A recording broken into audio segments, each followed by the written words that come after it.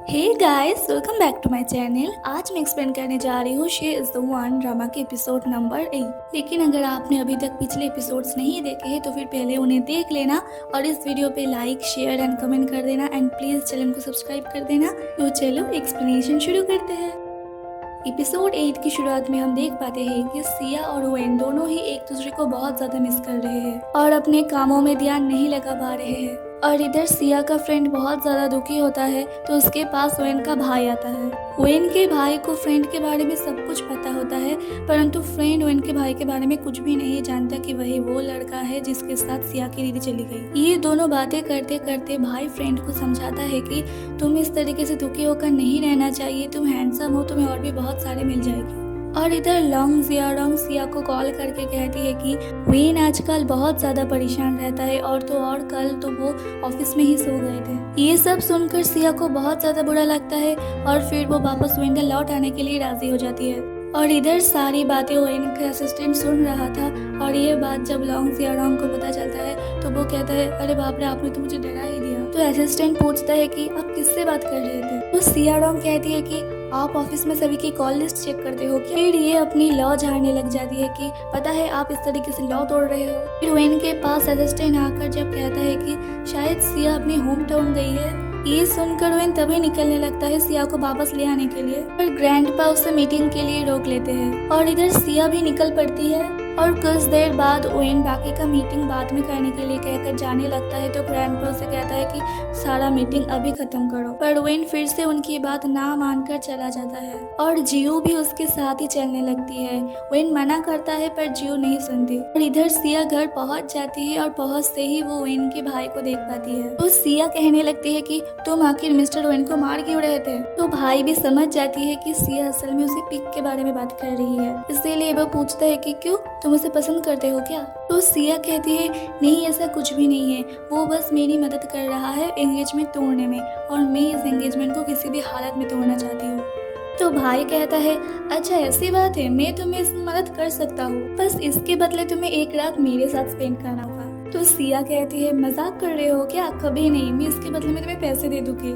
तो भाई कहता है कि अच्छा तो अभी तो। फिर ये दोनों ही अजीब तरीके से हंसने लगते हैं। फिर रात को भाई और सिया एक साथ डिनर करते हैं और इधर वेन और जियो एक साथ डिनर करने लगते हैं। तो जियो को अपने पुराने समय के बारे में बहुत ज्यादा याद आ रही होती है जिस समय ये दोनों रिलेशनशिप में थे। और इधर भाई फिर से सिया से पूछता है कि क्या तुम वेन को पसंद करते हो। तो इस बार सिया सच कह देती है कि जिस तरीके से वेन हमेशा उसकी मदद करता है, इस तरीके से वो धीरे धीरे वेन को पसंद करने लगी है। और इधर जियो वेन से कहती है कि तुम पहले से बहुत ज्यादा बदल गए हो उस लड़की के लिए। तो वेन कहता है कि क्योंकि मैं उसे पसंद करता हूँ, वो जिस तरीके से सोचती है इस सब से अब मैं उसे प्यार करने लगी हूँ। और फिर इधर भाई और सिया का डिनर हो जाता है तो फिर भाई सिया को चलने के लिए कहता है। तो सिया भी भाई के साथ चली जाती है, परंतु भाई सिया को यहाँ पर लेकर आता है। तो सिया कहती है, तुम मुझे यहाँ पर क्यों ले आए। तो भाई कहता है, क्या हम दोनों के बीच ये डील नहीं हुई थी। तो सिया कहती है,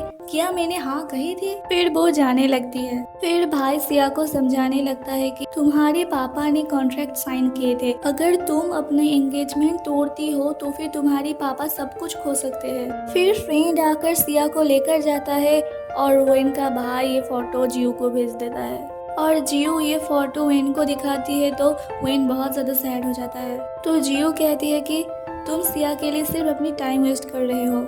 और इधर फ्रेंड और सिया जाते जाते थोड़ी बहुत बातें करते हैं और फ्रेंड आखिरकार पूछ ही लेता है कि तुम अभी क्या ठीक हो। तो सिया कहती है, हाँ बिल्कुल, मैं अभी क्लियर हो गई हूँ कि मैं तुम्हें पसंद नहीं करती हूँ। तो फ्रेंड कहता है, अच्छा ठीक है मेरी बहन। फिर दिखाया जाता है कि सिया अभी लॉन्ग जियाडोंग के घर में है और सुबह वो लॉन्ग जियाडोंग और वेन दोनों के लिए ही लंच बनाकर पैक कर देती है, पर वो खुद ऑफिस के अंदर नहीं जाती। फिर जियाडोंग वो लंच बॉक्स असिस्टेंट के हाथ से वेन के पास पहुंचा देती है। वेन वो खाने से मना कर देता है और वो लंच बॉक्स अपने असिस्टेंट को ही दे देता है और असिस्टेंट वो खाने ही जाता है, पर तभी उसे कोई बुला लेती है तो फिर उसे जाना ही पड़ता है। फिर वेन आकर लंच को देखकर खाने लग जाता है और खाते ही उसे पता चल जाता है कि ये सिया ने ही उसके लिए भेजा है, इसलिए वेन सारा लंच खाने लग जाता है और असिस्टेंट आकर कहता है, बॉस क्या आपने ये मुझे नहीं दे दिया था। तो वेन कहता है, ये जिसने भेजा है उसे यहाँ पर लेकर आओ। तो लॉन्ग जियाडोंग को बुलाया जाता है वेन उससे पूछता है कि ये तुम्हें किसने दिया मुझे देने के लिए, पर बहुत बार पूछने के बावजूद भी जिया रंग नहीं बताती कि ये सिया ने दिया है। सिर्फ वो एक ही बात बताती है कि इसमें जहर नहीं है।